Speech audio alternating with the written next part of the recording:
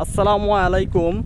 গাছা থানা ৩২ নং ওয়ার্ড কর্তৃক ইসলামী যুব আন্দোলন ও ইসলামী শ্রমিক আন্দোলন সম্মিলিতভাবে তারা রাস্তায় পথচারীদের শরবত বিলাচ্ছেন। আজকে পহেলা মে শ্রমিক দিবস। এই শ্রমিক দিবস উপলক্ষে তারা পথচারীদের বিনামূল্যে শরবত পান করাচ্ছেন। এই ভীষণ তাপমাত্রা রোদের মাঝে তারা একটি মহৎ কাজ করছেন। তাদের জন্য আমরা আন্তরিকভাবে দোয়া করব।